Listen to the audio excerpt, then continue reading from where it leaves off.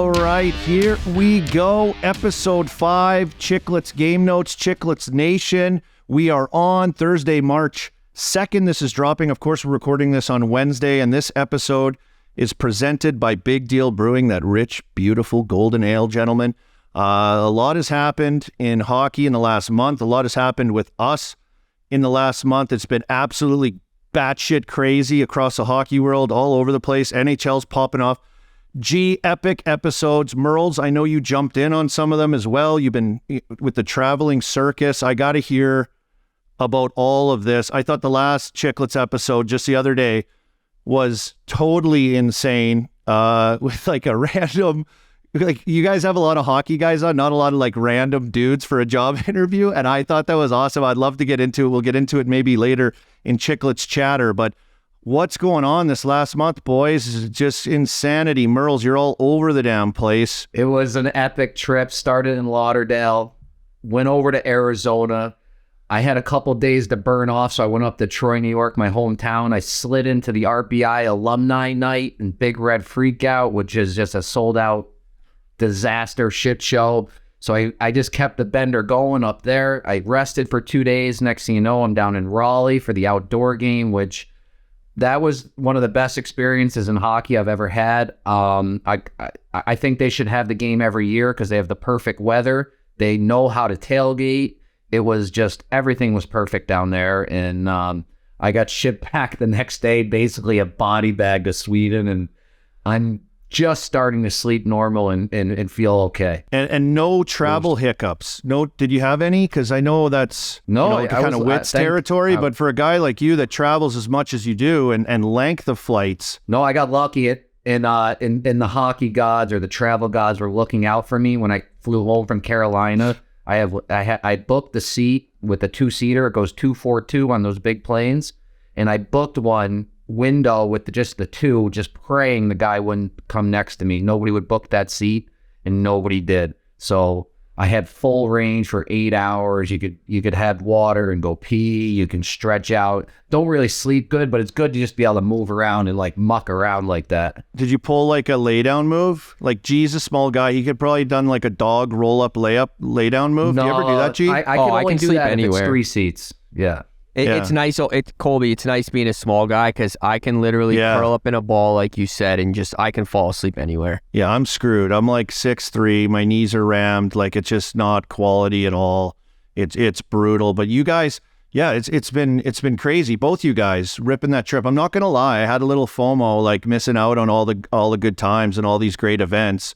Like with the events, I know you guys have kind of covered it, but like, what was the great takeaway of just hanging out with the boys? Another massive Chiclet whirlwind, just ripping up. Merle's crushing content, G all over all the promotional stuff, and just like a successful month. Yeah, it was a wild couple weeks. I mean, the Super Bowl alone was just nuts. Being at Barstool Scottsdale every day, seeing RA dancing around at night in the club setting, I think is just like a 1-out-of-1 experience to see RA dancing around in Old Town Scottsdale, the club music. But it's been nuts. And the craziest part about all this is, and I've mentioned this a few times, is I'm in the process of moving throughout all this. So it's been like, if I come back to my apartment, I'll show you guys here right now. It's like, it is just shit everywhere. And it's just the worst. Isn't it the worst? Moving's the worst. And listen to this, Merles, you'll get a kick out of this. I'm just the ultimate all-time biggest mush in the world. So on Tuesday, I announced to the world I'm buying a place in Hoboken. So the podcast goes live Tuesday morning. About 2 hours after the podcast goes live, basically like every water main in Hoboken explodes. The whole city of Hoboken doesn't have water, hasn't had water for 2 days. They're in a state of emergency right now. Just because I'm a mush and I mentioned I'm moving to Hoboken, now the whole city's in a state of emergency. Hey, that Barstool Sportsbook app will get you through the tough times over there. You can live with no water. You're going to be able to live bet everything. And I mean, especially with your picks too. You've been killing it. Yeah, you've been hot, Murr. You've been running hot, baby. You've been running fucking hot. What a legend, Murr, man. Just dropping EBR picks for everyone. And You know, what did you mention on the pod? Is this your 9th move in 10 years? Like, you're not an old gentleman. You're packing on the moves. Yeah, it's tough. Gee, it's insane. Merle, we've been doing this our career, I was gonna say, right? He sounds like a low-level minor leaguer, like East Coast PTO guy.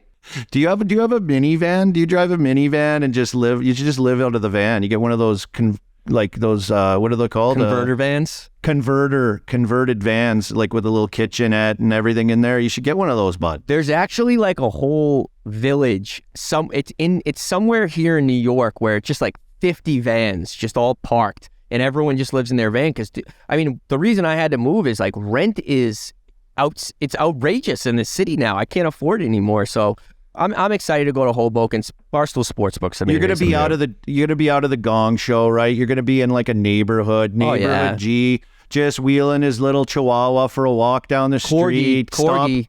A corgi. They're even cooler. Those things are a really cool looking dog. And then like sipping on your lattes at your local coffee shop. Stop by the bread place, pick up a loaf.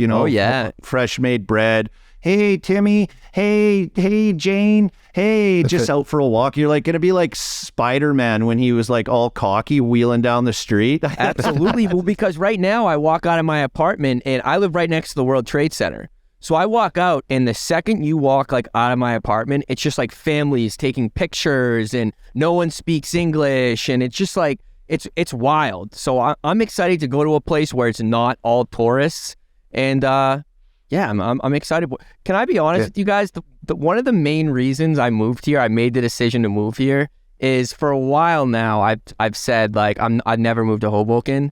And then when we were in Hoboken, when we were walking to the gambling house one time, Merle's looked around and he's like, "This place is awesome. Why don't you just live here? This place is great." So like when I was going through the process of buying this house, I was like, had Merle's in the back of my head the whole time. I'm like, this guy's lived everywhere. If he thinks Hoboken's a good place to live, I trust this guy. Yeah, I love it. Like when we do our next New York City trip, I want to just stay over there. I hate staying in the city. I love it. It's so quiet over there. Nice little Irish bars and good little spots like that. I love the feel over there. Well, yeah, when you guys kidnapped me, on the initial start of my time with Chiclets, hanging out with G, getting mental breakdowns from G immediately about my crazy brain, and hanging out with you guys again, I had to stop and meet you guys. But when we got over there, G, we were walking down the sidewalk. We're like actually it's like a completely different world. We're in a neighborhood. It's like a 10-minute ferry ride, 20 minutes. It felt like anyway. And we got over there and it's just like, oh, here we are. Okay. We're just wheeling down streets. Then after we were in the cave, we went over some beers, a little pub, hanging out with the Yans, and it was just like that's where you want to live, right? That's like you're moving up. Most bars per capita in America, so that's nice. That is unbelievable. Nice. Army, I know the Chiclets guys, like they chopped our legs here on Game Notes and got some Quebec stories, but. Enough about us. Like, I want to hear a little bit about Quebec. And I will. I'm going to do Quebec. I want to ask you about RPI, though. I sent out some tweets when you were there for that. Yeah. And it's cool. Like, you go back to your old stomping grounds where you're a legend. And I put out some tweets like they should retire you. They should retire your jersey. The captain, the man is back. Like, what was the reception like? How did you feel? Were you fucking legendary? Were there old people there, like, boosters or anyone that was like, oh, Merle's, good to see you back? Were the boys loving it? It was a complete whirlwind. Like, I had to line up perfectly. My flight left Arizona at 7 a.m. with Whit and flew back. And like, talk about the travel. I never really told anybody I was coming because I was like, if I say it, I'll get jinxed on the travel. It lined up perfectly. I landed 6:15 in Albany, and 7 o'clock, the game puck was dropped. So I got picked up. I rushed and dropped my bags. I jumped in my brother's car with his kids. They got their hair painted red for the Big Red Freakout. We drive over there. We get into the game. We get in like 5 minutes into the game. They're already scored. They're already up 1-0. Place is buzzing. And I don't know. I'm kind of just a mess. Like, I've traveled 8 hours today, just kind of hanging around. My brother's like, when are you going on the ice for the alumni thing? I'm like, oh, I don't know. I didn't hear back from the guy. I'm like, it must be second and third period. So it's packed. And next thing you know, you hear, from the 1954 class, here's Joe, whatever his name is. Here's Dan Rancourt from 1946 team. My bro's like, you idiot, you got to be over there. They're putting you guys out there now. So I'm running. And the way I described it is, like, you remember the Seinfeld where there's like the fire and he's pushing little kids out of the way? That's what I'm doing. If you know the RBI... You wanted to get your flowers. You wanted to get the cheers. You're just racing for the cheers. Like, this RBI rink is very unique. Like, all the walking is right around the glass, and then the stands go up from there. So there's all these people down there. I'm pushing. Oh, I got to get out there. So I come running through, and a lot of the guys didn't know I was coming. I'm like, hey, where's class of 2002 go? And they're like, what the hell, Merles? What are you doing? I just saw you were in Arizona and Florida. Like, what are you doing here? And I made it. I was very last guy. Got out there, got a little reception, and then let's go. You know, we didn't see much more of the game. You know, the alumni go and have a few beers together, and then we check back in on the game. But did you have people chanting like EBR and stuff, or people like Chiclets Game Notes, like anything like that? Yeah, there was a couple. It was funny. There was like a couple little kids that came and took my picture with me, and he's like, "My dad loves the podcast," and I was like, "You guys know I was an All-American here, like, right?" No, like. All they know me for is Chiclets, so it's good. Oh, yeah. Check the game notes. Parents are going crazy for it. Glad you got a reception. Glad you made it for that. I love following it on socials. You guys have been so damn busy. And my busy time came when I was gone for like 10, 12 days to the QUEBEC PEEWEE tournament. I got on Chiclets a week and a half ago now, and kind of gave like a, what do you guys call it? I'm the same as Biz. Cole's Notes? The Cliff Notes. Cliff Notes.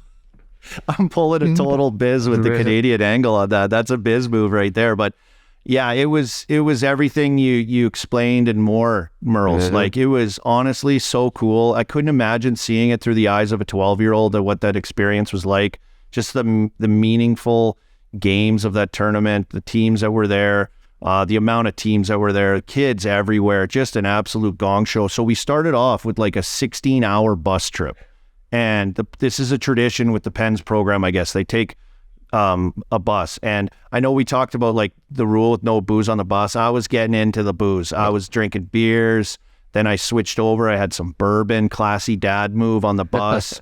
You got to have it. And then it was like a godsend when we got there, because the entire tournament, we had a bus as parents and family. So going to all the games, because our kids billeted, they got dropped off at games from the billets. So it was like bus, you know, say we had 11 o'clock game, bus 9:30.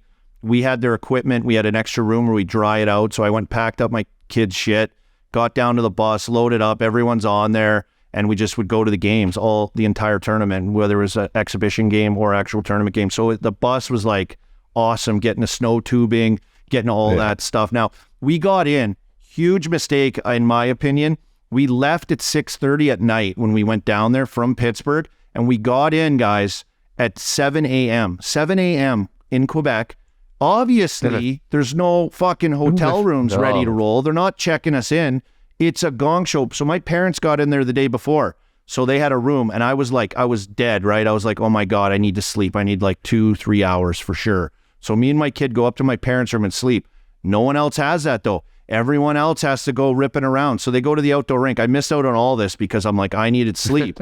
Everyone, I finally wake up, get down to the outdoor rink with my kid. Everyone's kind of wrapping up. The rink down there is just bustling down on this main drag at Carnival. There's kids in jerseys. It's just a gong show. It was so cool, so much snow. And they get down to this little outdoor rink, and all of our parents are just liquored, liquor-daled, like right up. They're just, because you can walk around like boozing down there, Merles, like you said.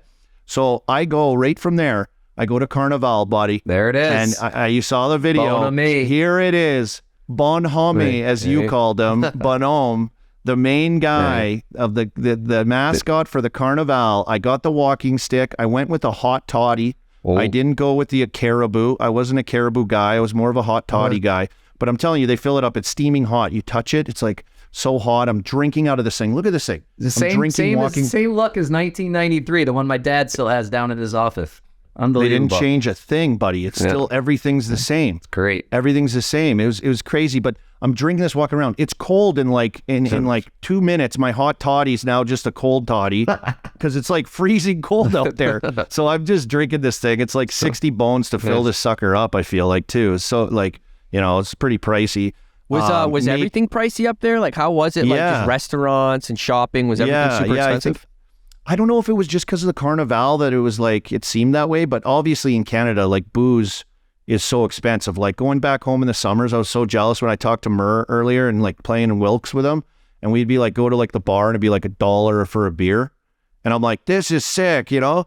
And then I go home and I get like a beer in Canada. It's like 10 bones, you know? It's just like, you know, $7 for a beer, and go by the liquor store, buy booze. It's like, it's quadruple American prices. I'd be so much richer if I lived in the States when I was, you know, younger, going boozing and stuff. It's just such a big difference maker, but the experience was unreal. The one thing I will say, Merles, and you can tell me about this, the pin trading that I talked about was absolutely insane. And the thing that they do there, guys, is they have all these old fucking dudes that are collectors that are set up in like the far corner at the Videotron with their tables and their pins.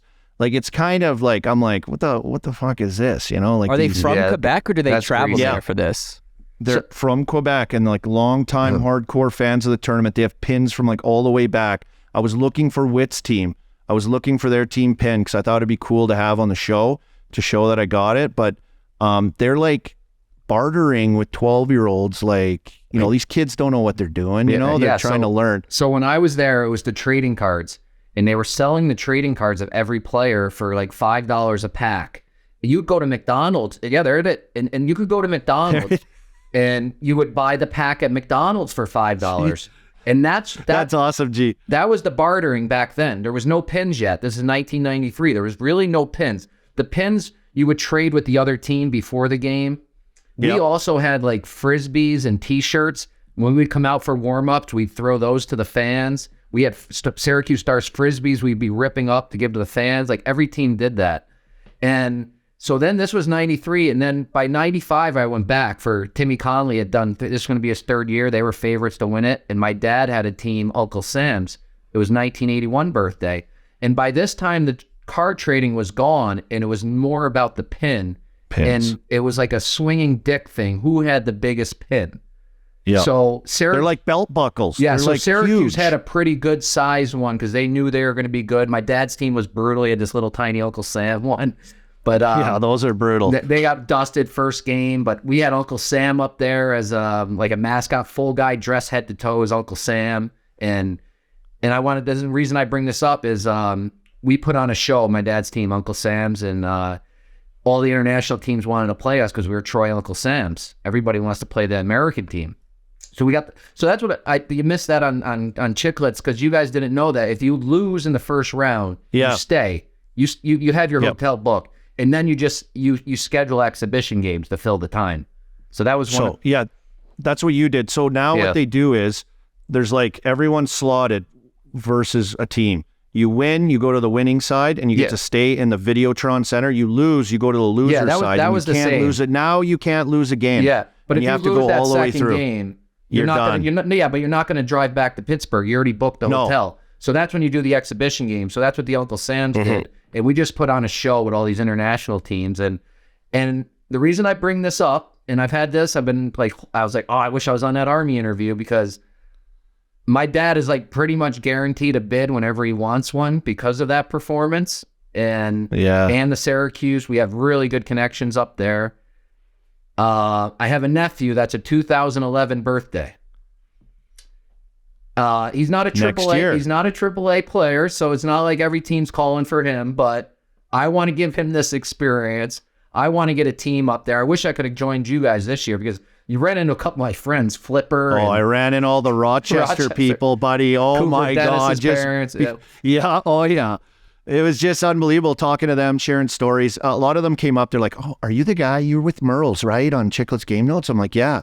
They're like, "Oh my God, he's the best guy." And you're a popular figure out there, Merles. So I want to go back. I want to coach a team. I already put in the word with my dad, like make the call up there to Patrick Dom, Quebec Peewee tournament director. I want to get a team. 2011. I will stack the team. I'll find players from all over the world. Does that mean you'd be moving back here? I'll find a way to be back there for that week. But I heard how excited Biz and RA were about this tournament. Yeah. I mean, I'll get the bid and we'll just call it Chiclets. Like, it's Spittin' Chiclets. We'll have a full team up there. We'll film a 24/7 24/7 about the behind the scenes of the whole team, Yeah, me all the and you are drama. head coaches. Biz on the D door, Whit on the front door. RA and Grinnell are up in the skybox watching all the game, working all the parents. Like, can you imagine Chiclets has a team at the Quebec Pee-wee tournament next year? Can you imagine the swag we'd be throwing out on the ice? Like Ryan Kessler's Detroit Red Wings team, Little Caesars, but they came as the Red Wings, and we ended up, going through the tournament and losing. And to your point about the Uncle Sam's mascot dancing around in your time and putting on a clinic and a show, these guys pulled out an octopus from like a Ziploc bag. They throw it on the ice when the teams are lined up at the blue line. One of the coaches comes out off the team, grabs the octopus, gets the crowd going like this. He's going like this. And Merle swings it in his head like they do like in the NHL. It was honestly, that was so sick. And then they do the pin trading thing to start the game, and then the game's on. But yeah, we had an awesome time, awesome experience. There was a giant snowstorm there the morning of one of our games. It was like a 9 o'clock game, and it was like 8:20. And our bus got stuck. We got stuck in an intersection, making a right-hand turn. And there's so much snow. We had a guy on our team, our assistant coach, Kyle Verbeek, the son of Pat Verbeek, the GM of Anaheim Ducks. He's assistant coach helping out this year. He just moved to Pittsburgh.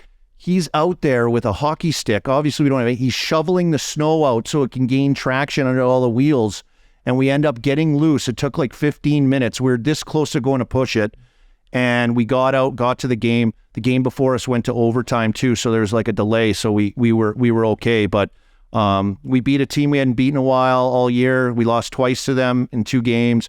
Beat them. We beat one of the best teams in Western Canada, North Shore Winter Club, which is Bedard's old team. Beat them. We beat the Montreal Junior Canadiens, which I think is one of the best teams in Quebec. And then we played Kessler's team, Little Caesars, Detroit Red Wings, and 0-0, boys. The greatest That's crazy. 0-0 game ever. On the edge of my seats. I was crushing this thing. I was absolutely crushing this thing. Give us a blow. Give us a blow. I'm going to give you guys one.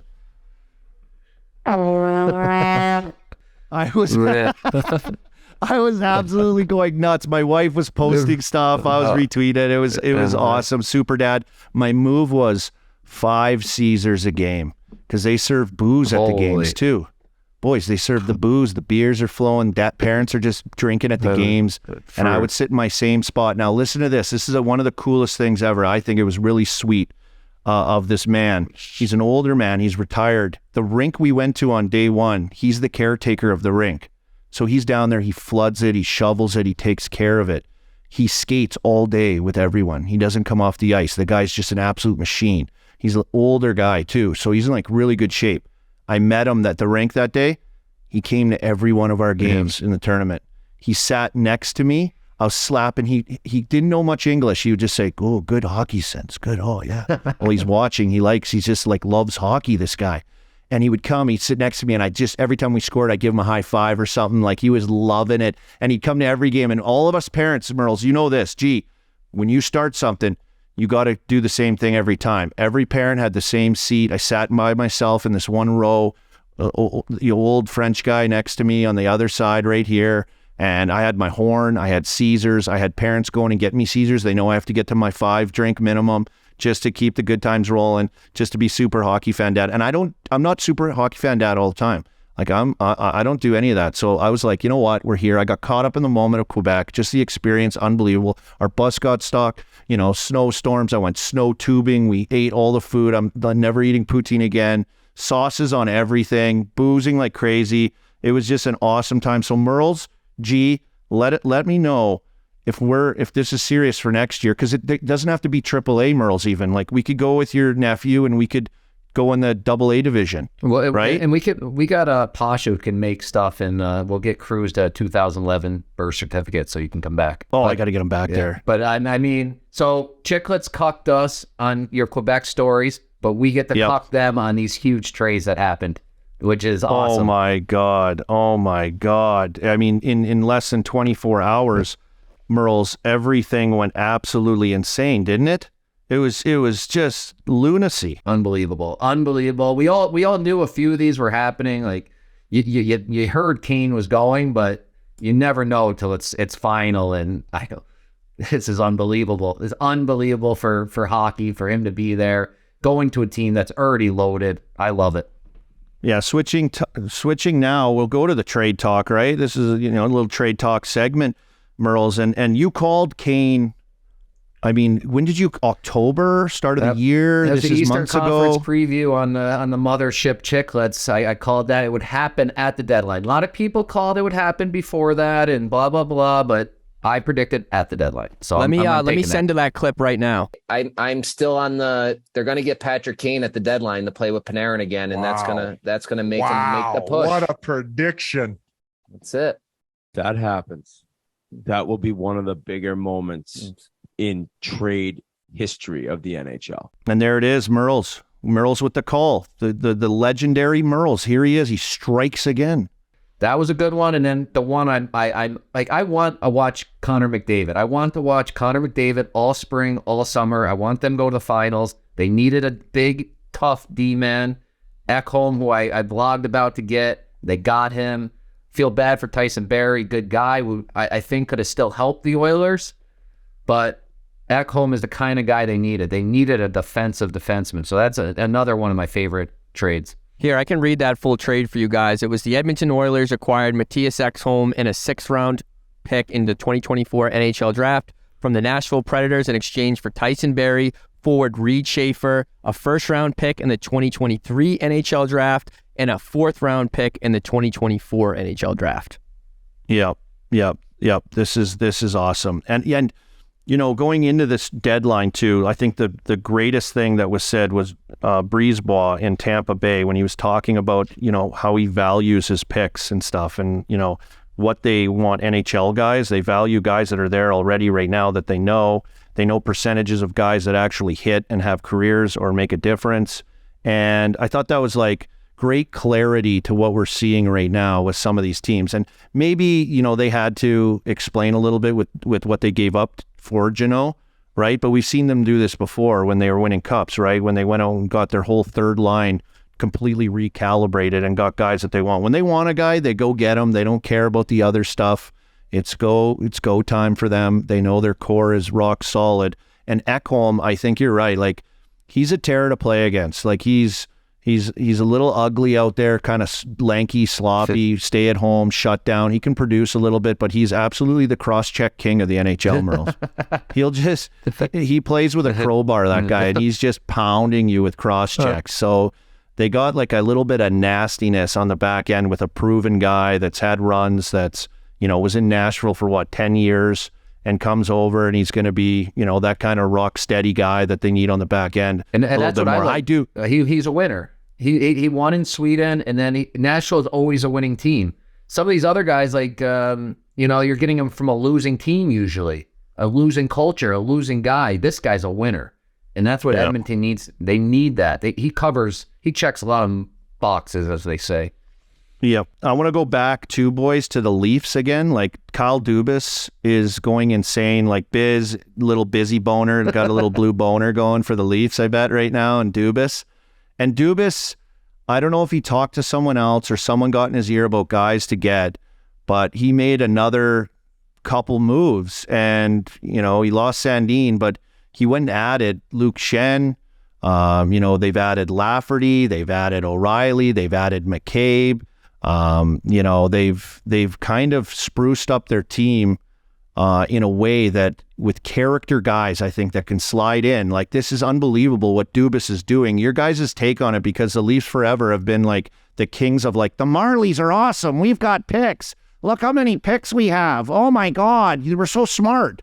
So they're going for it. They're really going for it. I saw Frank Saravelli brought up a really interesting point on his daily show where he said that he talked to an NHL GM who told him that if a first-round pick, if you're picked after the 24th pick in the first round, there's a 2.4% chance that you'll play more than 100 games in the NHL. So kind of going back to like that Tanner Jeannot trade, or even talking about the Leafs where they're okay with dishing off these first-round picks, it's kind of like when you do the math and you look at the numbers, it's like 2.4%. I'd rather take a guy like Tanner Jeannot or a guy like Jake McCabe and Sam Lafferty who are proven, as opposed to risking it on those picks. And I didn't even mention Achari as well. Yeah, and you're right. That's so bang on, right? I think that's so bang on in identifying what your core is, and then identifying if you're good and you're set, then what you need. And I just think it's a no-brainer. And, I think there's some teams we're waiting to see what happens too still, right? There's some teams that we're not sure if they've done enough, even teams that need to sell off. But the Leafs definitely, I tweeted, the Leafs are going off because it's just been in the last week, and then the other day, just some more trades. And I think meaningful guys in key situations that play a certain style, that are good team dudes that fit in and understand it too, which I think is so key in bringing in certain guys too. Can I ask you guys a question? You just mentioned teams that, we're still waiting on, and teams that might not have done enough already. I want to get your take on the Carolina Hurricanes, guys. What's going on with Don Waddell? Jesse Puljujarvi is really the only thing they've got so far. Puljujarvi. Yeah, I don't mind that. The guy's got talent. Obviously, it didn't go as planned in Edmonton, but now he's going to go to a completely different style of hockey, and he doesn't have two superstars that he's got to be nervous about feeding the puck to. I'm interested to see how that goes. He could be a great pickup for them. How many Finns do they have there too? They have 3 for sure, right? Yeah, United Nations team down there. They're all Czechs, Russians, Finns. Yeah, a lot of Finns. A lot of Finns. So I think he'll fit in that way. Big body guy, plays hard. His puck polish isn't super great at creating or making plays, and then his finish hasn't been, I would say, as advertised from when his draft year was. It's like everyone's waiting for him to pop. He's still kind of like a gangly baby deer a little bit at times. Or baby giraffe, if you want to say that. But, with what's his name, getting hurt, his Achilles again, Pacioretty, you think like where your team's at, the juggernaut that they are, the depth at every position that they would go get a horse guy, they would get someone in there to replace that big punch of goal scoring. And I kind of feel like it's underwhelming a little bit right now for what they've done, for what they are, and what every other team has done in looking at it. So I think it's justifiable. The tweets going out, Don Waddell, wake up. It's great. But yeah, and then to go to another team, GU tweeted the Flyers, right? What are the Flyers? What are they going to do? What are they? Where are they? Who are they? Colby, I was saying this to Merles beforehand, and I made a TikTok about this, but I have a theory that surrounds Connor Bedard and the Philadelphia Flyers that I don't know why it's not happening. So when you see with the return that Tanner Jeannot just got, it makes no sense to me why every middle-of-the-pack, low-end team isn't dealing off every asset they have. So when it comes to the Flyers, you have Kevin Hayes, Justin Braun, Ivan Provorov, James Van Riemsdyk, all these guys who are potentially on the market. If I'm the Philadelphia Flyers, I'm selling everything right now. I'm selling absolutely everything. I'm tanking the rest of the season as worse as I've ever tanked in my entire life, and I'm making an attempt to get that Connor Bedard pick, because if you think about it, why wouldn't the NHL... We always talk about how the lottery's rigged. Why wouldn't the NHL want Connor Bedard in Philadelphia? It's one of the biggest sports markets in America. He'd be on TV, national TV, every night at a reasonable time, unlike Connor McDavid, who's on at 11:30 Eastern every night. It just makes all the sense in the world. Why wouldn't the Flyers go all in on this tank to try to get Connor Bedard? I think it could happen. I think it should. I think they should, right? Because it's they're not really Isaac Radcliffe. They moved the other day. Isaac Radcliffe, he's I believe he's a first round pick of theirs too. So it's if you're going to move him, if you're giving up, how many other guys are not panning out that you've drafted as well? Would you go as far to say Carter Hart too? I saw a rumor Provorov's the only rumor right now, but what are they going to do if they have guys that they haven't panned out or they don't like, or you got aging contracts of someone that can help? I don't know. It's just Carter underwhelming. Hart lose all his value if he has one more bad season? Yeah, that's kind of the question. I tell you, who's been tanking good, and people who try to say there's no tanking, yeah, maybe the players, yeah, of course these young players are trying to score, but Chicago Blackhawks the other night, Elio was furious about it. He couldn't understand why the coach didn't pull the goalie sooner. It was a game against Anaheim, and that's maybe one of their bigger competitors. He had to make sure they weren't going to come back in that game. Chicago goes and loses to the Ducks. They go down to Arizona, they lose again. Like, that's how you tank. You lose to the other competitors. You don't pull your goalie. Maybe you throw the guys a couple grand the night before Phoenix, go out and have a team dinner. You know what's going to happen when that goes, Army. And Chicago is doing it right now. Did you guys see when the Arizona when Clayton Keller was asked about when they went on that like 7-game point streak? Did you guys see how he responded? His response was something along the lines of, "Yeah, I can't imagine the GM's too happy right now." Oh yeah, I saw that. Yeah, he's pissing off a lot of people right now with what they're doing down there. Yeah, for sure. And what's going to happen with Chychrun too? He's a guy that's been like dangling, for a few years. I feel they've been dangling. He seems to be banged up a lot, but still a good quality young defenseman that, seems to be coveted by a lot of teams. Just what's it going to take to get it done? And, I think Merles was at the rumor kind of in Edmonton before Ekholm went there. I know you're looking for D for Edmonton. You want that run, baby. Get Chychrun too. I want to get Chychrun. They got to get Vejmelka. Get both Vejmelka and him from Phoenix and go on a serious run. But we got to talk about probably the most shocking trade of all of them. He's an original everybody rides guy too, Jonathan Quick. I grew up training with him. He's an EBR. Like, he used to have everybody rides on his helmet because he grew up with the same coach as me, Jason Pagney, who gave us that slogan. I cannot believe they traded him. So the Columbus Blue Jackets acquired goalie Jonathan Quick, a conditional first-round pick in the 2023 NHL Draft, and a third-round pick in the 2024 NHL Draft from the Los Angeles Kings in exchange for Vladislav Gavrikov and goalie Jonas Korpisalo. This was popping off last night on our little group chat, hey? And Biz was all over LA's got to get a guy. They should get Chychrun. They need to do this. And I was like, they're young. They're good. Their guys are still locked up. Like Doughty and Colby got a year left or a couple years left. And, Deneau's locked up long term. Like, you're okay. Like, do you really need to? And he's like, oh, they're the best team. They're so tough. I kept bugging them that they play like a 1-1-3 forecheck, like just shut down defense.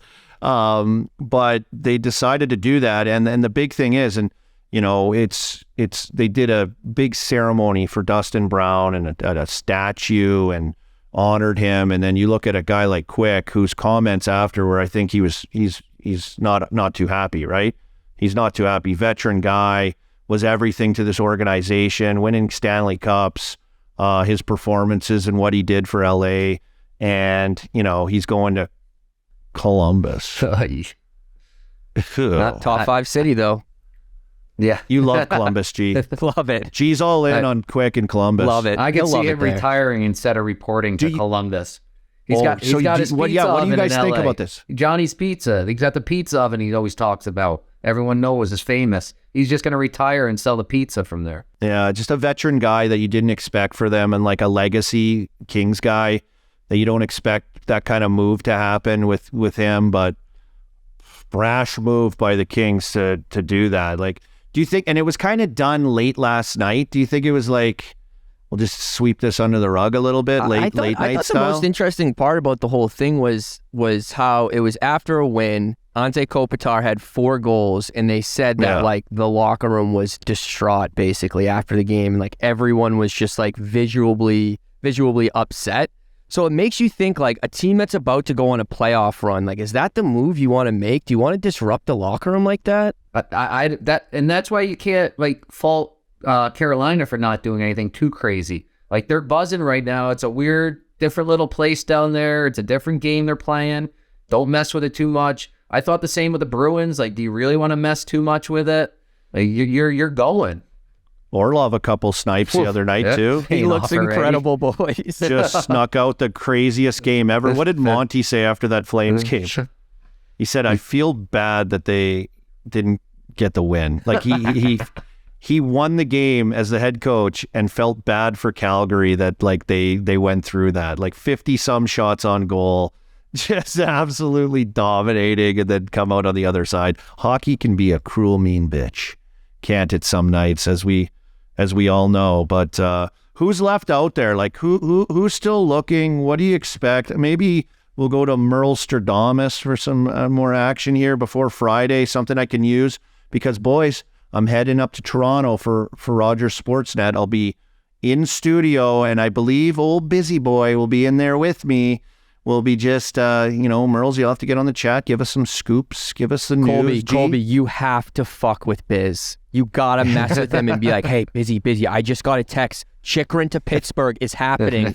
right before you come back, be like, hey, you gotta break this one. Because Biz will just grab it right away and be like, boys, Chikrin's going to Pittsburgh. It's happening. You got to do when it. He's all serious analyst Biz, when he'll go to that guy, it'll be great. Yeah, I got to get him something. Just a brutal insider thing that doesn't pan out. Watch him get me with one. What I think other I'm a big genius. pieces are left for you guys for Friday? This is what I have written down here, boys. Besser's been rumored. Oh, yeah. Mm-hmm. Carlson kind of Greer said no, Carlson, but you never know in the dying minutes. Klingberg is a guy. Anaheim hasn't really done that much, really, right? They've eaten some salary. They haven't. Yeah, Gibson. I want to see go somewhere. Yeah, we'd love to see Gibson. Heck yeah. Toronto. Yeah, they need a goalie, right? That's the question mark for Toronto right now. How are they going to? Maybe they're happy. I don't know. Dumba always seems to be in conversation, and I don't know what Minnesota and is going to do there. A guy I'm interested in here for Pittsburgh is Max Domi. Now, if Chicago really wanted to do it right, they would move him. He's one of the few guys on the team that's lighting it up this year and playing really determined hockey, and I think could come in and be like a spark in the depths of Pittsburgh's lineup. It'd be interesting to see what happens there. But Max Domi, those are some of the names that I have on the list of remaining names that hasn't dropped already, because it's been a monsoon of trades leading up to the deadline. Like, just insane. Anything you can see, Merles, of anything happening here, boys? You hearing anything? Any buzz?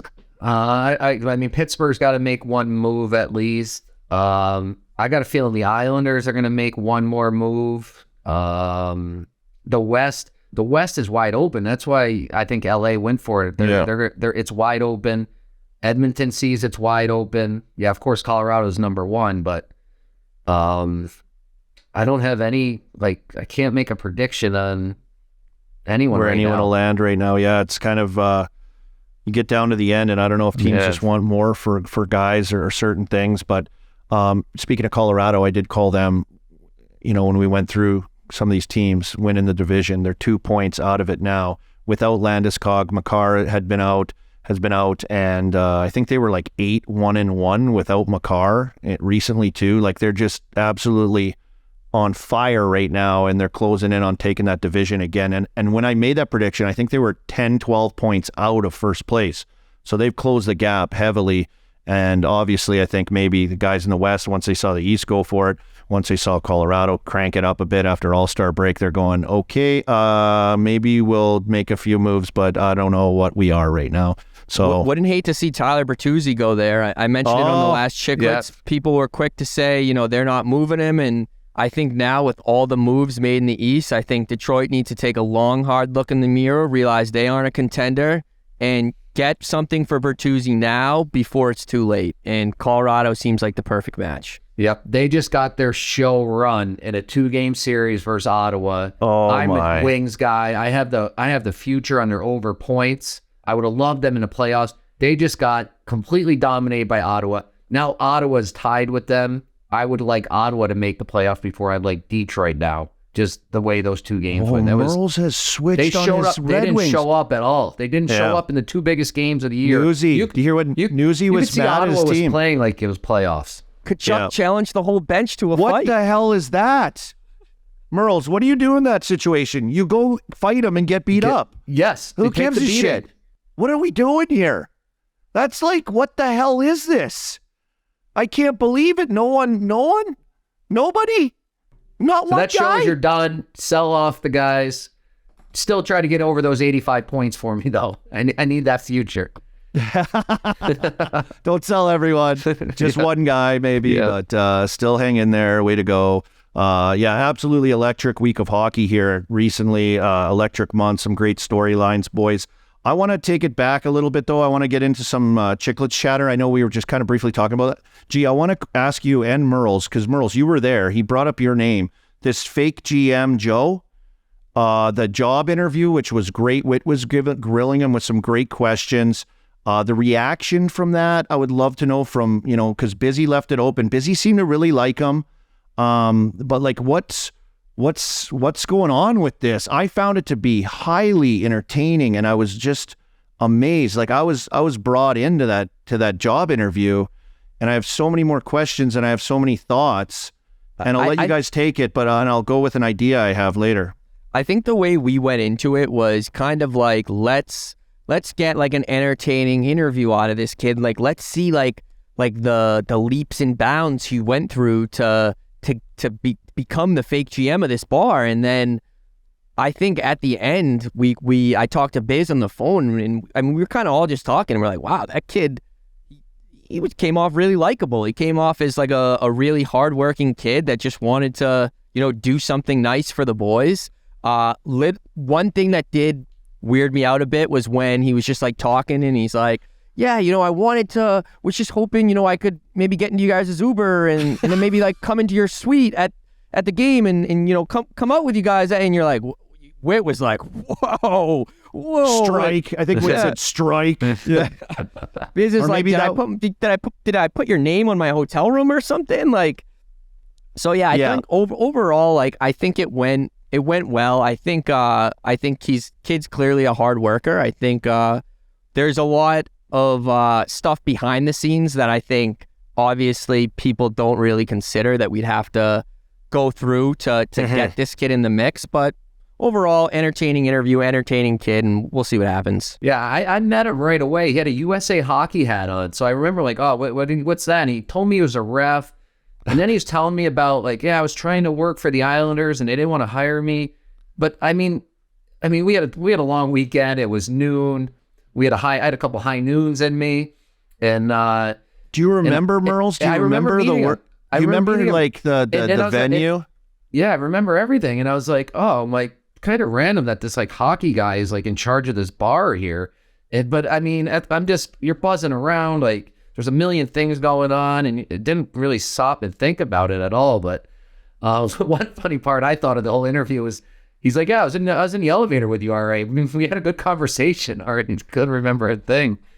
I thought that was funny. And the thing is, yeah, some of those are unorganized, but I feel like that's what Barstool is. Like, it's supposed to be a little crazy to make that. Like, yeah, that's like how Biz has the thing like that. That's why it's cool. That's why Chiclets is cool, because the guys are right in there. We don't want like a proper setting and like fully organized. Yeah. We're muckers. We want to be around there, and we for want the it to people.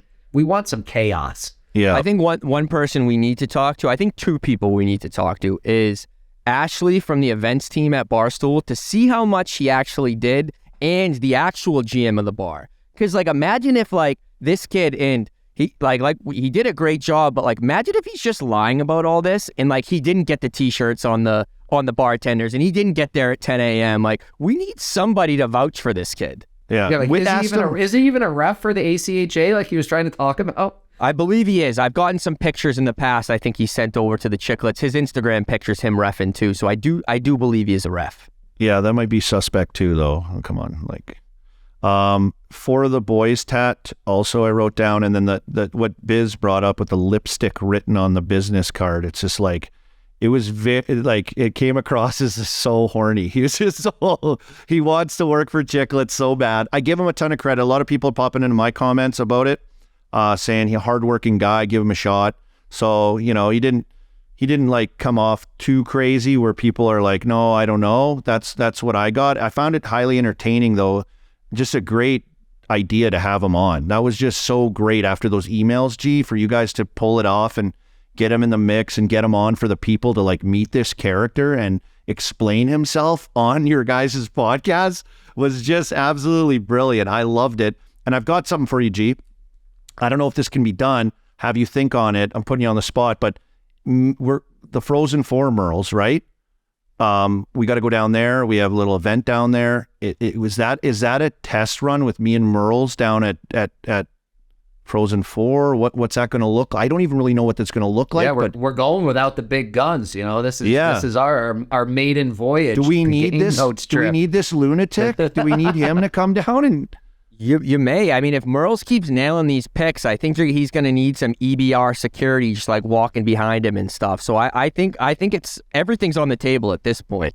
Everything's on the table. Well, just like like a great interview, awesome job interview, great month of interviews. I want to ask you too, G, any bad interviews? Like I noticed Mean Girls Pod had to cut Francis's interview. It seems to be all the talk this week right now with Francis. And like, have you had any bad interviews where the guys were like, oh man, I've interviewed some guys and it doesn't go great. And I know they're good dudes, but I'm like, yeah, how are they going to edit that puppy to make it look cool?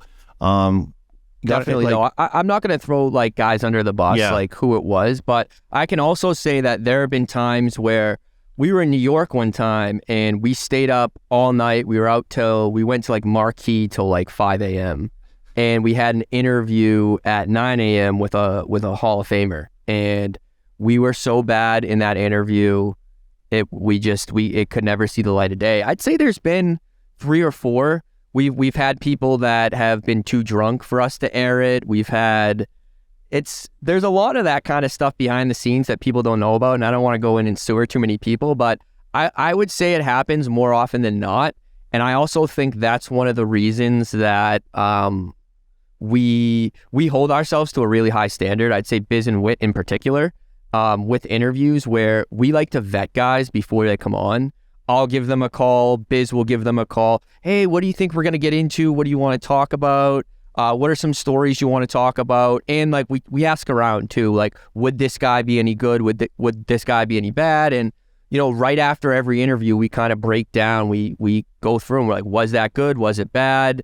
And guys understand. A lot of the times, like we will say, like, oh, Granelli just lost the audio or video.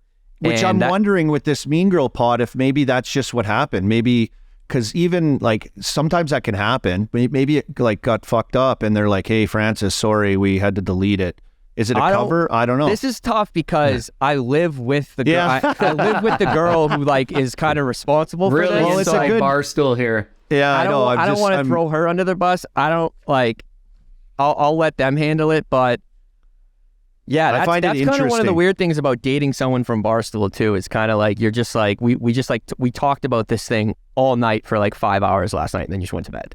You know what I mean? It's like a bit. I every time I flip on my get on social, like everyone's talking about that. But I just find it like in this business, that's what you do. You like set up pods, you record. Anything can happen. It could be a dud, it could be good, and you have to make decisions on that for content, right? We've done it plenty of times though. So like at the same time, like it's their show. Like if they don't want to air an interview, they don't fucking have to air an interview. It's like especially if the interview sucked. If the interview sucked, it's like, well, that brings down the quality of our show, so we're not going to air it. Yeah. Like sometimes I get off and I'm like, oh fuck, they're deleting that when I do stuff, even with you guys or something. I'm like, oh shit, what a loser. What a loser. Oh, I want to ask you guys too, on a side note. I know last time we were on, we're all, and Merles, you look great. G, good. Our workout situation, I haven't worked out at all yet. I've been slacking. I did get some people hit me up for messages to help train me and stuff, which is really cool. I should get back to them. Any progress from you guys at all yet in the new area, G? You found any buddies over in that area yet that you're going to get in with, get that 6-pack ripping?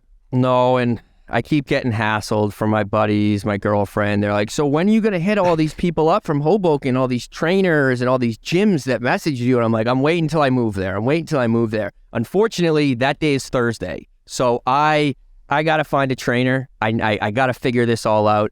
I am so disgusting and gross. Just I feel like shit every day. So even like walking up the stairs, I get out of breath. So I'm a gross, disgusting human being. I got to figure it out. So no progress on this end. Merles, you've been going good though, hey? I somehow, I'm telling you, I was in those warm weather cities. It made it so much easier to get up. I went out for runs on the beach in Florida. I was on the treadmill in Arizona, Raleigh. I was out on the treadmill. Wow. I somehow went on a 3-week bender in the U.S. eating American food, crushing big deal brews, and I came back home the exact same weight, which is a win. That it's like my Stanley Cup for this part of my life, because I normally gain 8 to 10 pounds on a trip like that. Yeah, well, good for you guys. We'll get into it. Come on, we can push each other. And before we move on to our next thing, I'm seeing some news here that'll probably happen in the next little while. It's a Dylan Larkin extension. So we were just talking about, it's not done yet. It's pointing in that direction very shortly. They're talking Bo Horvat numbers.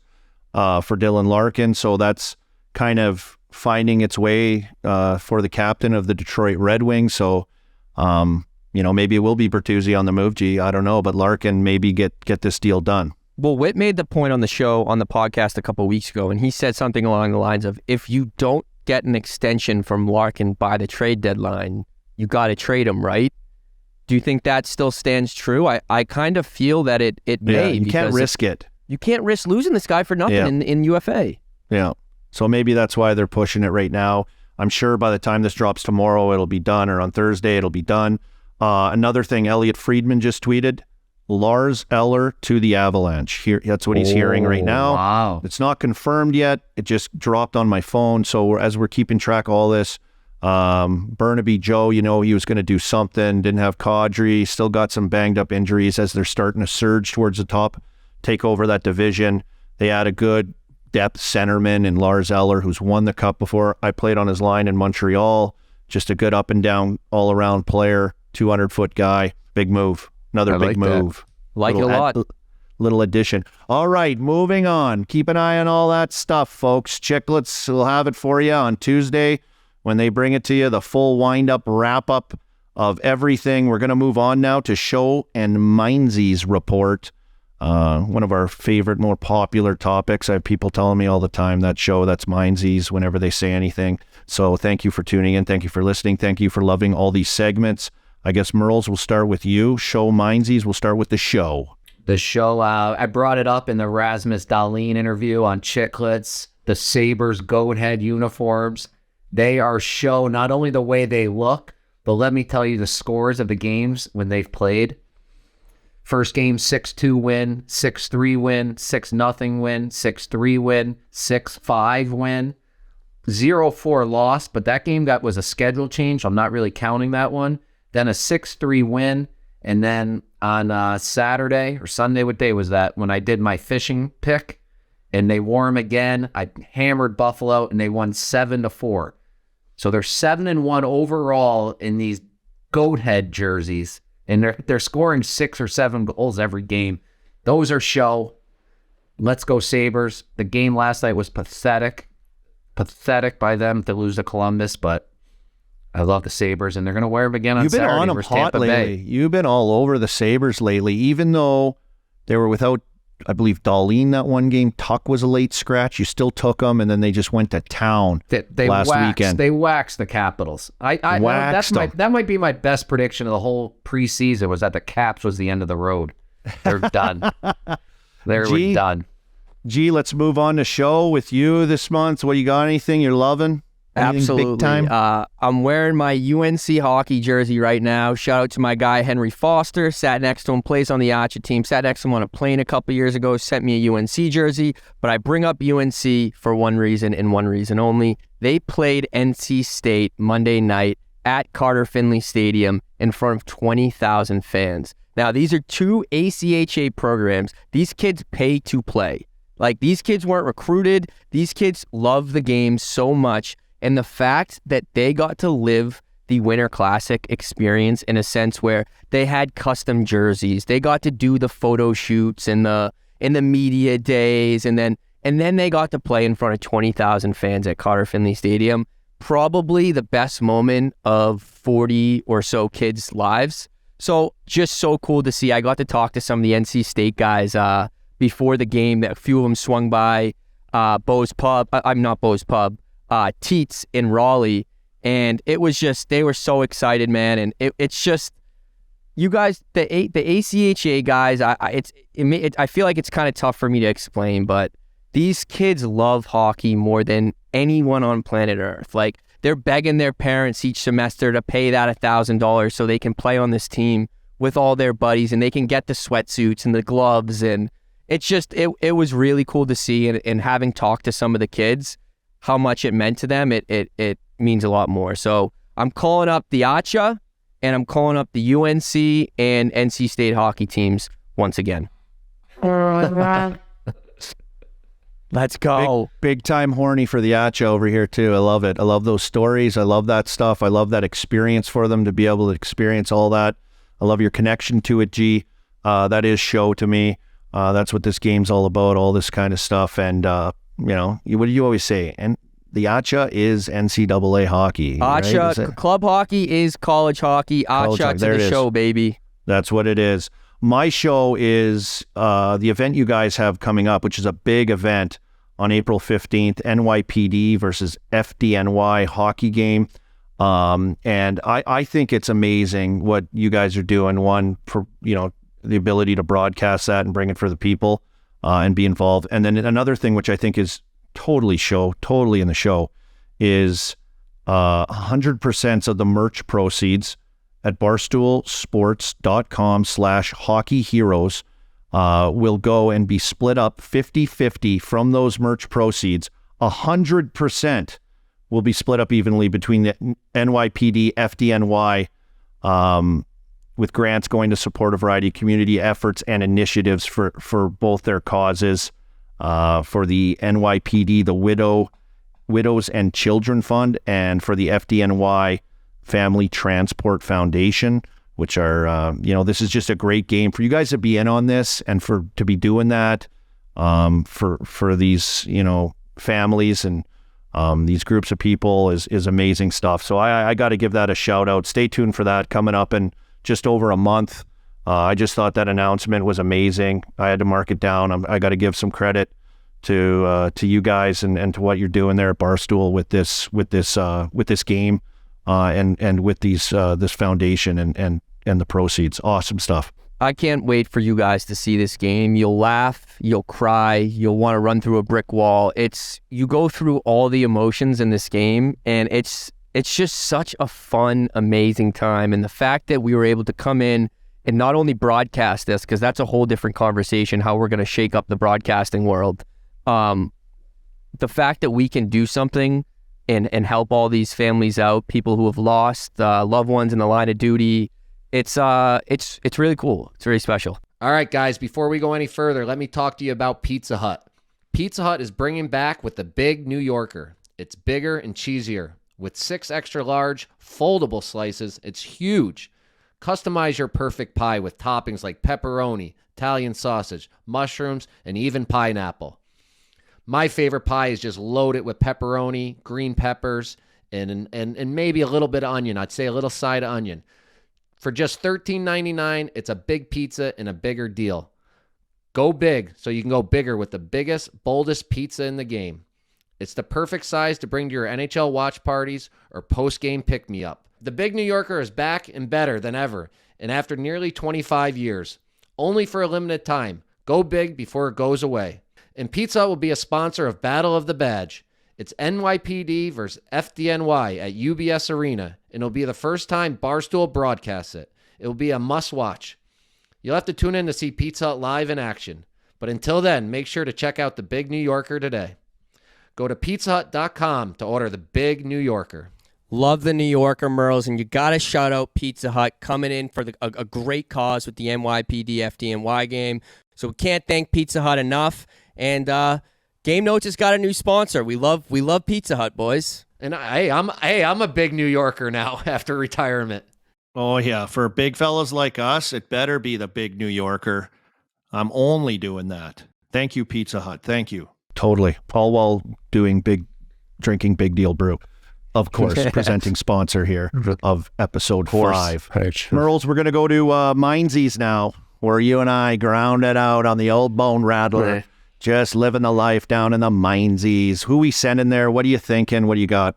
I mean, our best times were in the minors. We all know that. It's the most fun playing down there. But I woke up the other morning. I got up early, like 5:30 in the morning. Jet lag was still on me, and I turned on the Anaheim Ducks game. And there's no reason I should be watching the Anaheim Ducks ever this year, but they were the only game on at 5:30 in the morning over here. And I get on there, and there's this black thing following the puck around every time they pass it. It looked like the old Fox track thing. And 5:30 in the morning, I just wake up. I'm like, what is going on? It looked like there was a broken stick following the puck, but then there was actually a broken stick behind the net. So I was like, what is going on here? And then I guess, so then all these people tell me, like in Anaheim, they do this on the power play. They show this so you can see the puck. But I don't like it. Send that back to the Minezies. Do you think really you can't see the puck? Like, really? Like, what are we And doing HD, here? like nowadays HD on these 70-inch TVs everyone has, you can see the puck. So send that to the Minezies. Minezies, puck tracker technology, 2023, can't see the puck. We got, pixelated everything out the ass, HD, like you said. Come on.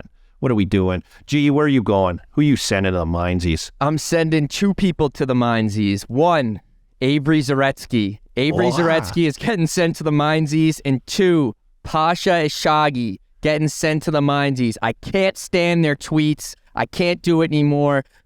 Pasha with his tweet the other day, calling Marian Gaborik and all these Rangers greats washed up. I think it was crazy. Their tweets are getting painful at this point, but they'll only be in the Minezies until the playoffs, because once the playoffs start, the streams, if we can get some streams going between Avery and Pasha, because they're both irrational Devils and Rangers fans. Like they're just like that Frankie Borelli type where like they don't think rationally. They haven't for years, ever since I met them. So it's going to be awesome to see them in the playoffs. But until the playoffs, they're in the Minezies. Oh, it's like, when you're doing Merles on the street content, by the way, awesome stuff, Merles. That's harder than it looks, and you're just wheeling and dealing. We got some more coming from Carolina. Merles was buzzing around the tailgate there too. Great job, Merles. Epic. But you asked that one Leafs fan, and Pasha, of course, was working the camera, and he's like, Timo Meyer's going to the Devils. And then she's like, yeah, right. Another delusional Devils fan. And it's like delusional talking to the delusional. Pasha was right, though. They did get their guy. But that's how most fans are, I think. And those guys are crazy, which I can come off of yours with my Minezie pick, G, because I saw that Pasha is blocked on Instagram by the New York Rangers official account. Now, I'm sending that Rangers account to the Minezies. Like, are you not willing to entertain this back and forth of a super hardcore? That's the rivalry. That's what it is. He chirped some of your players. I imagine it's got to be that tweet. I don't know if it was a while ago, but Pasha's just like a delusional hardcore fan, much like a lot of the fan bases around that are really hardcore. And I get it, but like, you're going to block a guy over this? You know what it is? It's because he has the blue check mark. Pasha somehow weaseled his way into a blue verified check mark years ago, and he's got the blue verified check mark. So I know he used to comment Mickey Mouse franchise on just about every single one of the Rangers posts. So I'm guessing the social media manager saw, who is this one named character with a blue check mark just calling us a Mickey Mouse franchise every day? We got to block this guy. So hold on. So you have the check mark, you get pushed up to the top, right? So they'll see it more often, or is it just more valuable of a tweet with the you'll see it more. Do you think we're going to hear out of them like, oh, like they're going to follow him back and be like, oh, I don't know, something happened with an algorithm, it unfollowed you, I don't know, sorry. No, I don't think the Rangers as a whole are a big fan of what we're doing over here. Yeah, maybe that's it too, right? Maybe it's just the overall picture. Maybe I should check. Maybe I'm blocked also, for that matter. Yeah, who knows at this point. Minezies, like you got a giant rivalry. You got this guy that's diehard on the other side, which is great for business and interaction probably, and like stirring up stuff on underneath your comments and posts. I don't know. Minezies, big time. This is social media. Like, what are we doing here? Get to the Minezies. All right, awesome. There's a Minezies show segment. Merles, where do you want to go next with this? What next segment do you want to tee up for us? My favorite one, the Beer League Heroes. Let's go. This is a popular one. I get people talk to me all the time. You know how many wheelie bags I got sent to me from people? And on social media, like going in to play these guys, no way. This guy's got a wheelie bag. Look at my buddy. He's got a wheelie bag. Look at this. So the wheelie bag setup was obviously really big. You nailed the Jack Hughes shifts. We've had that, Merles.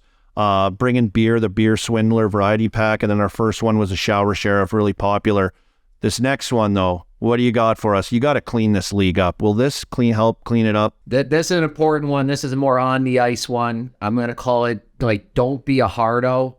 We're all going to work tomorrow. So, like, don't be that guy. No hitting, no fighting, no high shots from the point. We got guys in front of the net with no visors on. Don't go to the bench and throw your stick like some 8-year-old mite player. Young guys, easy. Take it easy. If you see an older guy, don't be buzzing around him every shift. I don't like the goalies when they poke check. Can be dangerous. Fall into the corner. I got to work tomorrow. And then the last one for minor hockey and adult league, no chirping the ref. Yeah. Yeah, you got fake GM Joe as a ref out there. You never know what kind of lunatic the ref might be. But like, you know how many times when I play now, boys, I play D. I'm sick. Multiple Norris trophies. I probably should have played D my entire career. It's so easy. It's so easy playing D. Just chilling back there, jump up when you want to, conserve energy, 5-minute shifts, ho-hum if you want to, if you don't have enough D, if there's like 3 of you. Easy to do, not too hard, casual scoot around the ice with the boys. And that's what I like. I don't like to play in the A-League either. I like to be nestled somewhere in the B. I'm fine with that. I don't need go A-League where guys think they're in the NHL, to your point, the Hardo League. Like, just cool it. Guys got to work. Do you really want to get in a tilt, playing the Hungry Beavers versus the, they always got the dumb names, and it's like, those guys that do that ruins it for everybody. And there's usually 1 or 2 guys in every league, not on every team, but in every league somewhere. There's 6 teams, and you're like, oh, we got to play these guys, and they're going to be, running around. This guy's a lunatic. It always happens. We got to start calling these guys out a little bit, maybe. Like, what are they doing, right? Yeah, I got a great story from Chad Diamond. He sent me this. There was such a hardo in his league. This guy brought out his own Sharpie and white tape because he knew he was going to score his 500th goal in the men's league. Like, first of all, that you even keep track of the stats, but to know he brought it out. So when he scored, he took the puck, went on the bench, and he taped this like the trainers in the NHL. No Banned for fucking life. way. Banned for life. And Banned then, for life. That's insane. You know what you that's do? hardo. You sign up he's got to be the guy that runs the team, because there's no way your team would sign up and accidentally forget to send him the sign up email. That is hardo to the max. Hey, that guy is the guy that requested the beer league does score sheets, so he can get his sheet every night and tally up his goals. He's is that even guy. a thing? Is there score sheets in beer? No, what are we it shouldn't be. No Oh my way. God. In that guy's league, there is, because he's counting all his goals. Yeah, so there's an asterisk by that too, because like, what if he just added 10 goals? We don't know. I mean, he's just trying to make it like he's the greatest beer league player ever. Is that like what it is? I don't know what he's doing. Beer League Hall of Fame? Is there one of those? And I had another one. Should we do the Beer League Hall of Fame? Well, we should do a Chiclets Chiclets Cup Hall We'll of do a Hall Fame. of Shame with this guy. Oh, I got to hear this, Mur. But I had another one from the Jim Vickers. My buddy sent me from the Houston Beer League. There's still a guy down there. He stretches on the red line in warm up. Like, do you remember like junior A and B when you'd like stretch there and intimidate? This guy's still doing it down the beer league. Like, no, dude, don't be a hardo. That is insane. Like, they watch this, and I can see kids imitating and kids thinking, they got to do this and that. But this is a grown-ass human being that knows that they're out there for exercise, good times, and beers after the game. Yeah. Like, I do not get it. I get that you love the game, but what are we doing here? What are we doing? Knock it off. I don't know what's going on. Gee, you got some action there? Yeah, I mean, this is what I'm talking about. This is why I sent Pasha to the minors, because this idiot knows we're recording game notes right now. And he just texted all of us and goes, if it's not too late to make Merle's answer for this outlandish claim, please. And it's your tweet, Merle's, that says Kane is better than Meyer. Like, it's just, it never stops. Never, like, 'cause that was when all these people were going bananas over this Timo Meyer. Like, they're speaking of him like he's the next Connor McDavid. The guy played in the Quebec League. He's from Switzerland. He's been playing out in a beer league team in San Jose, getting some goals that don't matter. And you're going to say, like, of course, Patrick Kane, the best American of all time, is better than Timo Meyer. I don't care what they've done this year. It's Patrick Kane. Like, these guys are delusional. Clip it. Boom. Clip that. Send it. Absolutely epic clip right there. Pouring out some unbelievable clips lately, too, G. I don't know who does that, by the way, also. It's just, like, so fun.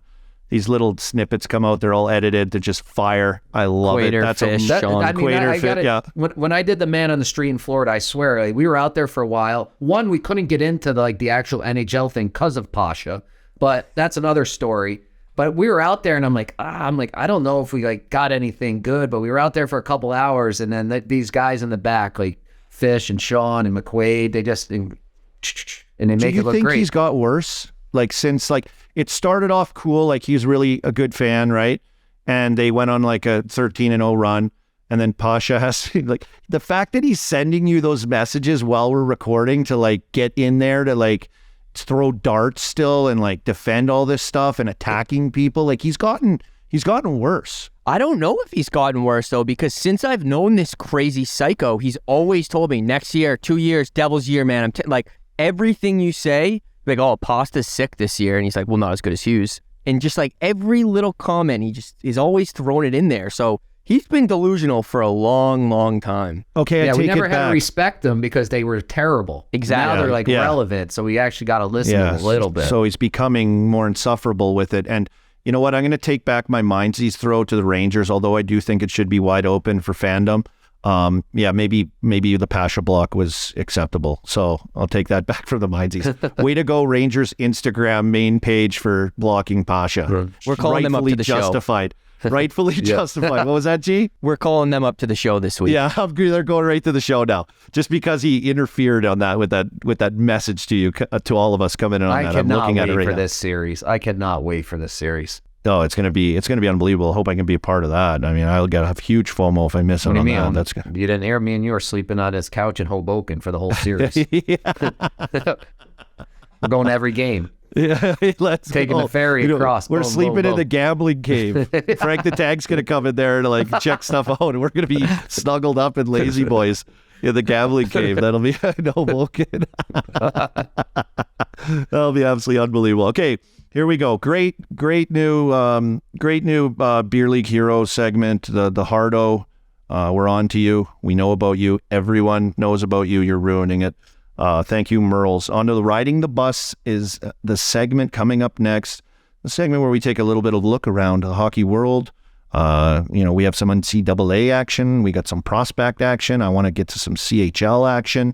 Merles, where you want to start us?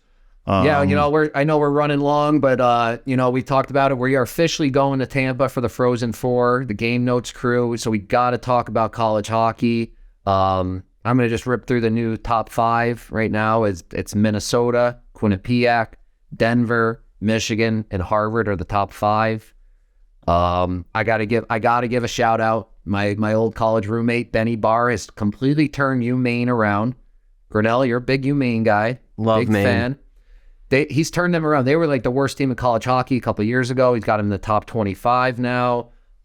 He's got these 2 kids coming from the BCHL, the BCHL Junior League, Brad and Josh Nadeau. They're the top 2 scorers. So things are only looking better for UMaine. And I just love college hockey. The league playoffs start this week, and we'll start to see who we're gonna see in that Final Four. Did you see that Minnesota goal the other night from Matthew Nyes and Logan Cooley, where he the no look drop pass in front of the net, and Nyes just went upstairs with it. This Minnesota team is so loaded. They're so good, and I hope they make it to Tampa so we can watch them live in person. Because, dude, the Leafs have a stud with that Nyes kid. He's an absolute stud. Yeah, 39 points this year right now. He's running at Logan Cooley third with 48 points, and Snuggerud tied for fourth with 47 points on that team. I hope they get there. I'm obviously a Cooley guy. He's from Pittsburgh. Skate with him in the summers, just absolutely ripping it up. That team's been a dynamo. First place, they're 5-8-1. Quinnipiac 28-3-3. They score almost 4 goals per game, Quinnipiac, and they give up 1.62 goals against per game. So that team's, they can do it at both ends of the ice. I mean, it's absolutely unbelievable what they've been able to do. So I'm hoping Minnesota will be there. You never know what's going to happen, but to your point, G, they look to be a pretty good wagon right now. I know they came to Penn State, I think, and just rifled through them a few weeks ago.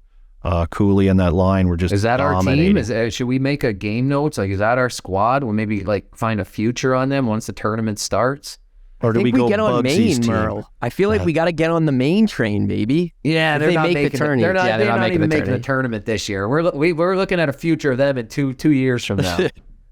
Do we go like rich guy Harvard? Should we pick them? No, I don't know. bunch of Like nerds. walking like, hi, Bunch of nerds. Harvard. I got a good story about Harvard. I'll tell you. I was recruited by them. In juniors, obviously, I was pretty good. I peaked at 17, but I flew down to Harvard. They flew me down in this little plane for my visit. show me the campus, blah, blah, go to a practice, blah, blah. And like, I've been waiting for college visits my whole life. Like, yes, let's go. Where are we going? We're partying. Let's do it. We go to practice. The kid brings me home to his dorm, and we sit there, and I sit on the floor and watch him do his homework. And then we go to bed. Didn't even go out. What is this? So I woke up the next day. I'm at the airport in Boston, flying back to Syracuse, called my mom from the payphone, and I had a list of like all the teams that were trying to get me. And I'm like, yeah, you can scratch Harvard right off the list. She's like, what do you mean? I was a bunch of nerds. I'm like, I won't fit in there. Murr, you were the top-rated prospect in the country, weren't you? The top recruit in the country? Yeah, I was probably number one recruit back then, and I was pretty good in junior, and then I had a great freshman year at RPI. Yeah, I used to be really good, and then maybe you should have went to Harvard. Maybe you should have went there. Yeah, maybe I should have went there and just got the education. But I got great education from RPI, so I wouldn't change anything. But yeah, I was great back then. I just never did it in the NHL like Arnie did. Yeah, well. You were there. You blew your shoulder out doing what? Fighting a guy that challenged your team. Don't get us going again.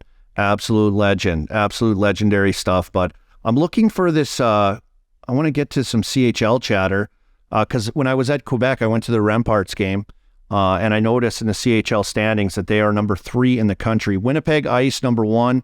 Seattle Thunderbirds, number 2.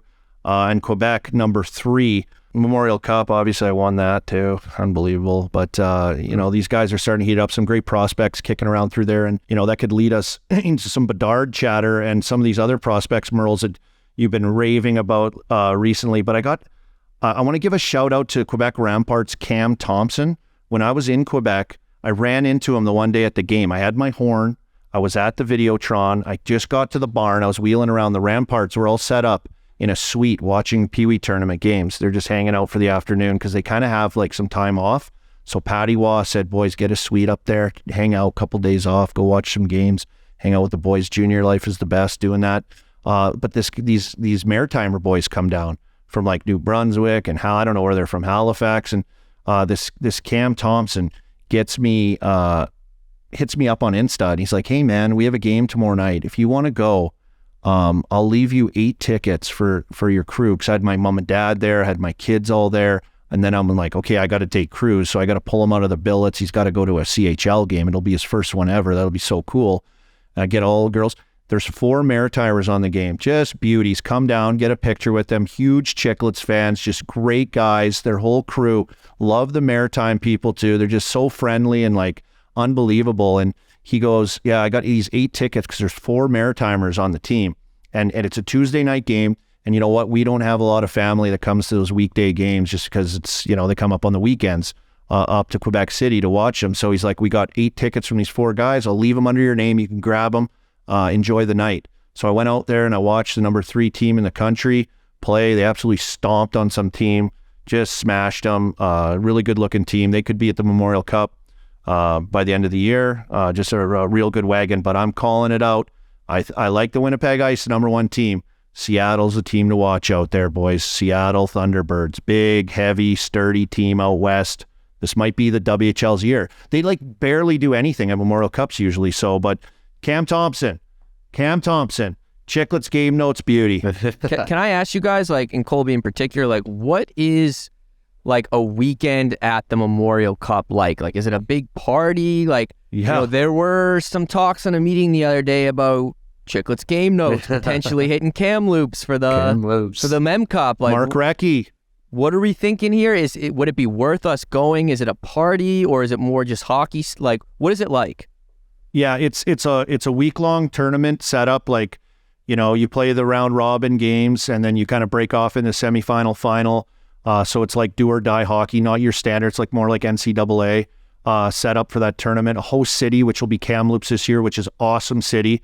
They usually have like a massive like beer garden set up right by the rink. So it's all hooked up with performers every night, live bands. I know, in Red Deer when I went, for example, they hosted a few years ago. They had like a mechanical bull. It's all huge booze. Like teams will come in there, parents, families, and fandom. It's like a giant fan fest, but it's like usually hooked right onto the rink. So it makes for like a week-long gong show. And in these little junior towns, you could imagine what those tournaments are with all these top teams coming in, all these NHL picks, all these prospects that are, bound to get drafted as well. So the hockey's good, the venues are good, the games are good, and it's do or die hockey right to the end for the championship. So I would recommend that we take a sniff at it if they're talking, because Kamloops too is like a historic, awesome junior city that owned by Mark Recchi and several others, Jerome McGinley, Daryl Sador, Shane Doan, who you guys have a good relationship with. That would be an awesome place to get out to. We check out the mountains. We could go Shuswap Lake, get on a houseboat. Lots of time to do some golf on off days and different things like that. So yeah, they put on a pretty good show with the CHL and the Memorial Cup at that event for sure. It's awesome. Speaking of donor, I should have mentioned it. We were back on the college. We got our ASU locker room tour coming out Wednesday night. It's out now, so get over to YouTube, check that out. Me and G go around ASU and just see all the setup they have. That was a lot of fun. One other college note before we keep going. Brianna Decker, 2012 Patty Kazmir winner, top player in college hockey for women from Wisconsin. She's going on our CEO podcast tomorrow, Token CEO with Erica. She's got a big announcement she's making, and I think it's going to be a great interview with Brianna Decker. So all the college hockey fans, tune into that podcast. I can tell you, Erica actually let me listen to it beforehand, and it's an awesome interview. So tune into Token CEO. Great interview. Erica sat down with Brianna Decker, gold medalist. Like you said, she won the best player in college hockey in 2012. So definitely worth checking out on the Token CEO YouTube page. Yeah, my wife loves that. My wife loves Erica, just loves listening to that. So check it out. You can learn a lot. You can learn a ton from that podcast. Like she has some incredible guests on that you're like, oh my God. Great lessons, like, great real advice. World stuff, not like listening to us hooligans. That's what I meant. In our It's nonsense. Yeah, you got to get a cane and chug out of it while you're walking First down the thing street. you do is get the drinking cane, Army. Don't worry about your kid's health or his housing. Get the booze. I love it. Anything cracking off, Merles, over in the Euro Leagues? And I want to ask you about Timra too, because obviously their team, you're there posting some epic content with, different things and picks. You're fishing, and then you're at the guys, you're getting a kebab thing there in Timra. And I notice you put pictures all the time. You're always like in the same seats up above the bench. Are you like really well taken care of alumnus there? Like just a legend in town? You have the media pass. You're like, are those your season ticket seats? How do they take care of you? I sit there so I can do a lot of coaching. I'm trying to pull the goalie when I need the over and blah, blah, blah. No, those are my wife's dad's. His season tickets are there, so we get those a couple times. For the alumni, they take good care of us. If a couple of us are here, they'll try to set us up with a box. So in Sweden, you can't drink in the audience. You can't have beers. But if you go up into the suites or into the restaurant that are up high, you can have beer. So obviously on a Saturday afternoon when the alumni are in town, that's where we want to be sitting. So we're usually up there for that. But yeah, they take good care of us. They gave me the press credential this year because I said, hey, I'm going to be coming to games, Spittin' Chiclets now. I got a real job. So I get that. I get good parking. I can go in and just sit up in the press with the scouts and stuff if I want. So they take good care of me. We're down to the end here. There's only 4 games left in the Swedish Hockey League, so it's coming down to it, and playoffs will be here before we know it. Yeah, we'll be. And any other prospect news over there? Anyone you got your eye on? What's going on right now? Yeah, I like this Nate Danielson from Brandon. Good two-way player. Watch, he's climbing the ranks right now. Brandon Wheat King, CHL guy. But anyone you're seeing over there? Yeah, that same guy. Like I know Russia's kind of not getting talked about, and for obvious reasons. But this Michkov, this was 3 or 4 years ago. He was the big guy, and he's done all the Michigans. He did so he got moved up to the KHL, the Sochi. They're the worst team, but they brought him in for 30 games. I think he had 20 points. But his last game, he scored a Michigan and then had 4 apples. So he finished his KHL season with 5 points and a 5-3 win. And he's something special. He is under contract for a couple more years. Like we talked about him before. He might take a while to come over, but he had a great last game in the KHL. All right, keep an eye for him. We just see the highlights now, right, Mur? It's a highlight world we live in. It's a skill league. All right, let's get to the Barstool Sportsbook segment. Yeah, last month we did it again. We did it again. We're 4-0 on the game of the month for EBR on Game Notes. We were in Fort Lauderdale together for that one. Skellefteå won 4-1. It was a no-brainer. They had won 16 in a row at home. They made it 17. Our Armor picks, the All-Star game, we went 2-1. We were on it with the Central. That was smart. We were on the Atlantic in the second game, but a fatal mistake in the finals. We rode Central. Why? We should have rode the home team, and we should have rode the Bruins and their head coach, Jim Montgomery, and their goalie, Olmark. It's their dream season. They're setting records. The goalie scoring goals. They won the All-Star game. Pasta, Olmark, and Montgomery. Like, that was a mistake. But 2-1's not bad. So we were officially 3-1 on our picks last time. There's not many podcasts that can say that. All right. So we're going to go for 5-0 here. EBR Game of the Month. We've been winning in Sweden. We're going to stick in Sweden. It's Army's former team and the team that none of us can say. Lundqvist tried to teach Bizet. Vecchio. They're playing Saturday at noon. Vecchio versus Rogla. Should be about a -130, -140 because it's a derby game.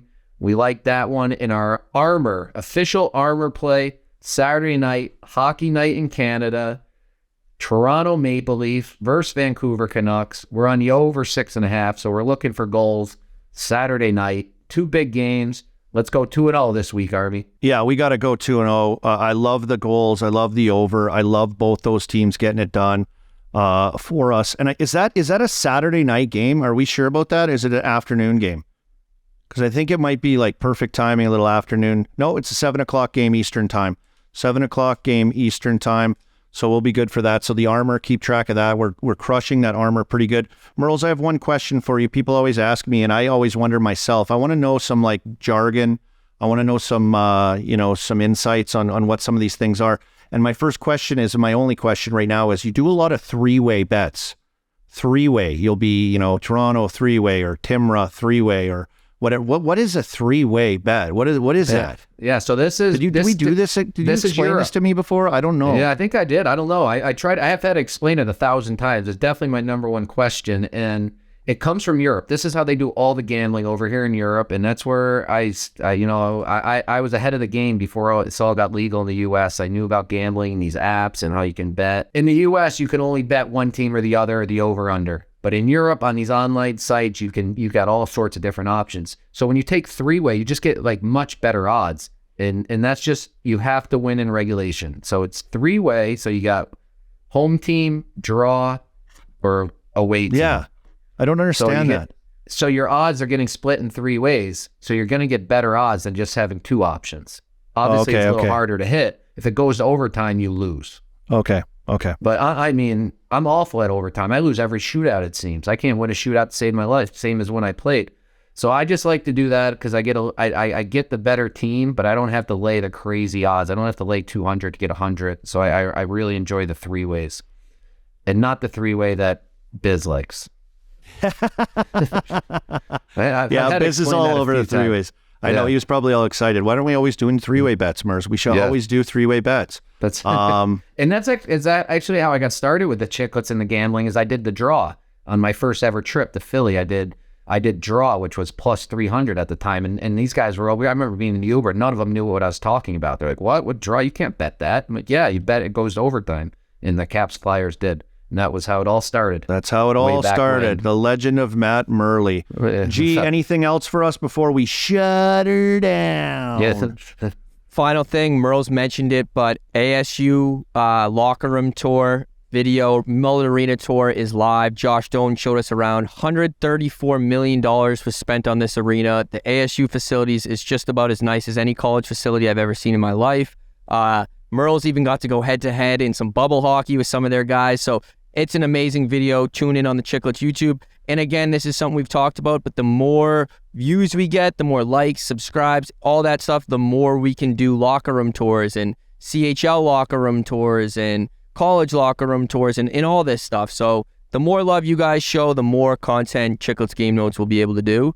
So check that stuff out on the Chiclets YouTube and NYPDFDNY. Hit that barstoolsports.com/hockeyheroes. Buy some of the merch. Donate to a great cause. And the game's April 15th. We're very excited. Yeah, unbelievable. Stay tuned for us at the Frozen Four. Me and Murr heading down there. Crazy month of content by you guys. I was watching from afar. I was in Quebec City, Pee-wee tournament. Stay tuned for that next year. We're putting a team in. But just an awesome episode 5, boys. Good to be back on. There's so much time in between, but I enjoy everything that Spittin' Chiclets throws out there. Thank you for Big Deal Brewing, obviously, our presenting sponsor for this episode 5. And that's it. Our next episode will be April 6th. Merles. So we'll see you guys back on here April 6th. Maybe we can do it live. We'll all be in Florida together. Maybe we can work on the logistics and get it done down there. I'll have to bring my mic down there to spit this little baby. Bring this beautiful little baby down there. Do these travel nicely? Oh, I'm sure they do. I got you, Merle. Murray and Colby, I'll bring you guys each your own mic, your own special traveling mic. Dude, we're gonna be this is us. The big dogs aren't coming down, Army. We'll get the real mics. We'll have all the cameras on us. We'll have the extra suite maybe to record in. I'm gonna have to follow your lead on all this content stuff. Merle's on the street, everything. It's gonna be electric. So yeah, congrats. Frozen 4 is great. That'll be a great event. Totally, in Tampa Bay too. So congrats on the last month, guys. You guys crushed it. And stay tuned for lots to come, as G just said. Thank you. Episode 5 in the book. See you next month.